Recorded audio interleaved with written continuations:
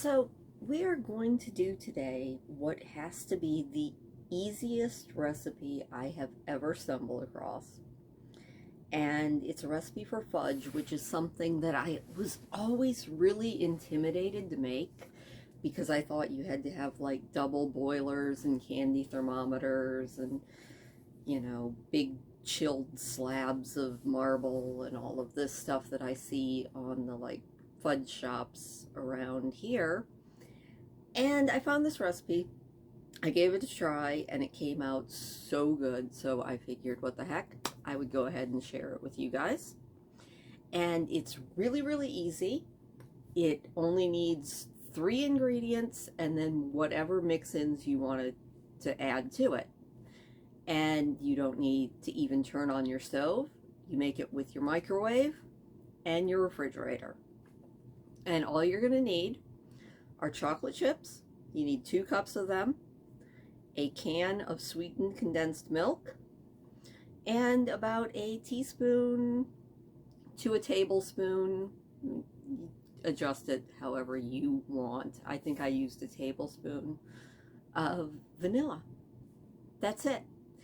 You put them all into a microwave safe bowl and then microwave it for 30 seconds, stir it up, microwave it for 30 seconds. Once it's all melty, pour it into a pan that you have lined with parchment paper. I think I'm going to use wax paper today because I don't think I have parchment paper right now. And stick it in the refrigerator for about 2 hours. There you go. Now on this one, on the first one that I did, I mixed sliced almonds into the fudge because I thought that sounded really, really good, and it was amazing tasting. This time I'm going to go all kinds of fancy, and I'm going to do my fudge in thirds, and I think I'm going to do a third with the nuts because that was really good and I know it was good.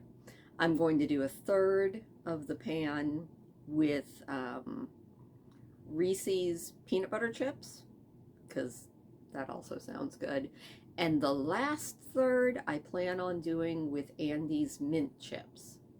Now I did think that you could possibly do it as a swirl, like melt the peanut butter chocolate chip or the peanut butter chips with a different can of condensed milk and, do a chocolate peanut butter swirl, which would be really good, but I don't think I need that much fudge. Like this already makes plenty of fudge and I don't need that much. I keep noticing that I need to get busy on walking, etc. So anyway, I figured we would give this a try and hopefully it turns out as good as it did the first time. So I will see you in a bit.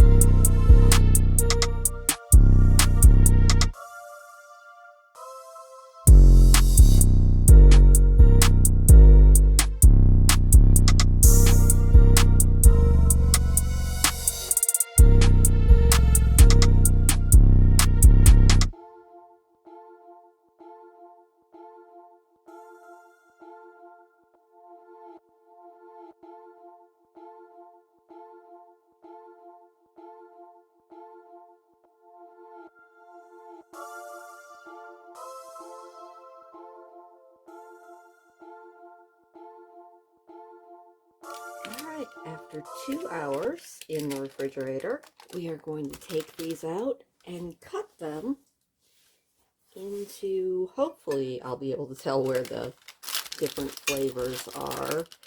And I was supposed to use parchment paper on this, but I used wax paper. I hope that is not going to be an issue. And this is going to be very thin fudge, but that's okay. I think I probably could have left these in the fridge a little bit longer.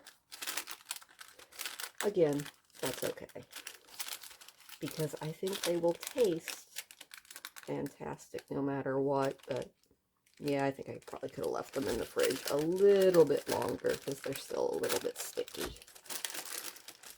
That is all right. I'm not going to worry about it too much.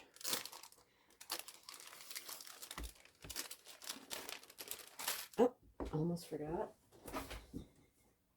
I need something to put them on, which is just going to be the paper plate that I used from the last batch that I had. All right, so I think it was here is the almond. That might be a peanut butter chip, but that's all right.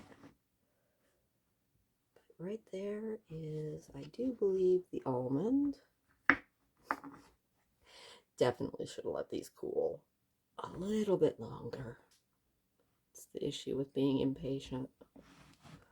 That's all right. They're going to go back into the refrigerator anyway. This one is the peanut butter. This one is the mint. And then you just cut them into your squares. And you kick yourself for not refrigerating them a little bit longer. That's okay though. I promise you they taste so good, especially if you do it a little bit more patiently than I did.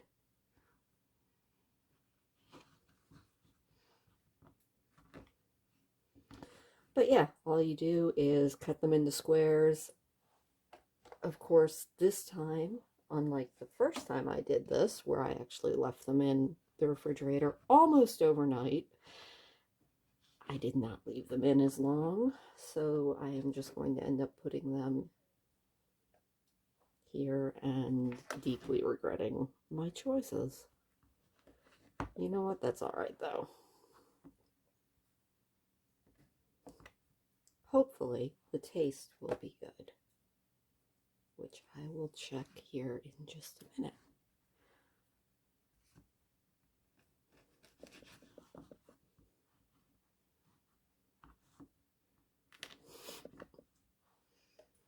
All right, definitely leave them in the refrigerator a little bit longer than the 2 hours that I said.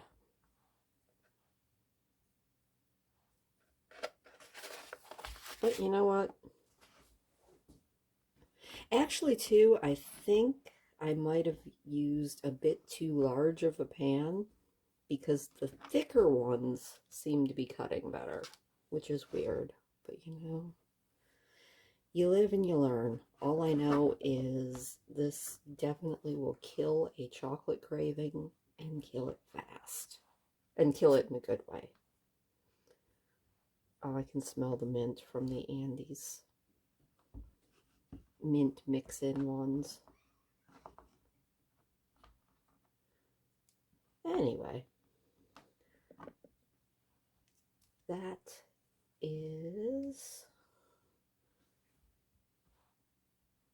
a tray of now something that makes my fingers. Okay, it tastes like fudge, so that is good.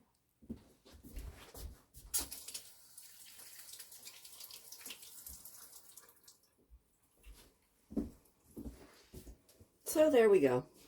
Not quite as picturesque as the first batch I did because I didn't let them cool long enough, but you know what? You live and you learn. Have a good one. All right. Despite the fact that I did not leave these in the refrigerator long enough, It's really good. Sorry. It tends to be a little bit softer, even after it firms up properly, than some of the fudge that I've gotten from like a fudge shop.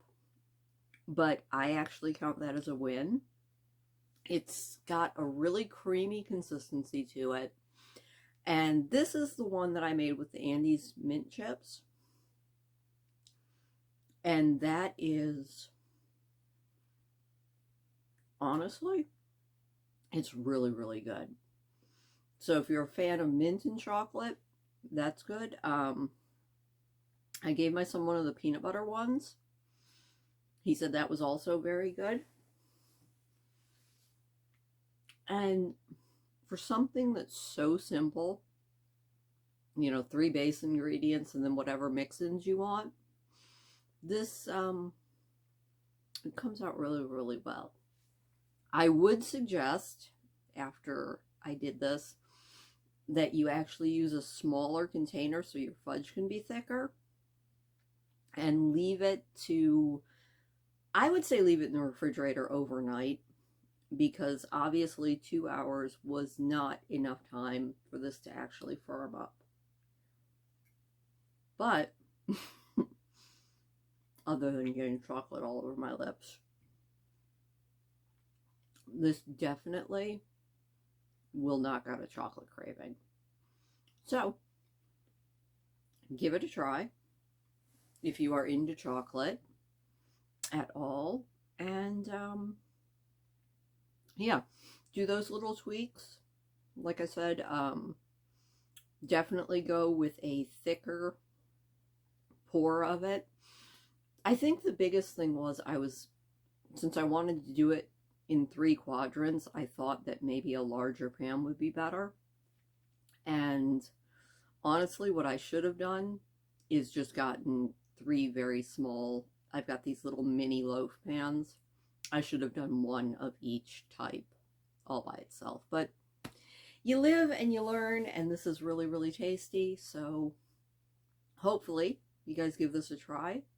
If you do, let me know, because I think even with this semi-fail, I would call this, the taste is still there. And that is the important part of cooking. So not a 100% success, but definitely not a fail. So anyway, have a wonderful day, and I will talk to you later.